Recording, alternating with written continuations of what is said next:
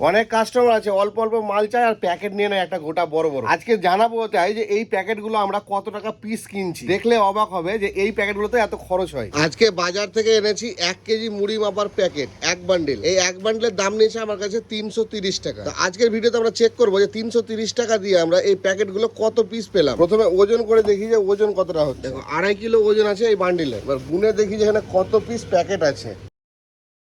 পুরো বান্ডিলটাকে আমি এইভাবে সাজালাম আর প্যাকেটের একবার সাইজটা দেখাই তোমাদেরকে, তাহলে বুঝতে পারবে। এই দেখো, এগুলোতে কিন্তু আমরা 1 কিলো মুড়ি ওজন করি। তাহলে এবার গোনা শুরু করা যাক। 1 2 3 281 282 283 284 285 পিস প্যাকেট পেলাম। আমার কাছে দাম নিয়েছে 330 টাকা আর পেলাম আমি 285 পিস। তার মানে পার পিসের দাম দাঁড়াচ্ছে 1 টাকা 15 পয়সা করে। 1 কেজি প্যাকেটেও যে এত দাম লাগে আজকে আমি গুনলাম বলে বুঝতে পারলাম। পার পিসে কত পড়লো বুঝতে পারছো তো তোমরা? আচ্ছা, আমার তো 330 টাকা কিলো ধরলো, তোমাদের দিকে এই প্যাকেট কত করে কিলো ধরছে? আর এরকম অভিজ্ঞতা ভিডিওটা শেয়ার করে দোকানদার বন্ধুদেরকে জানিয়ে দাও যে এই প্যাকেটগুলোর এত দাম।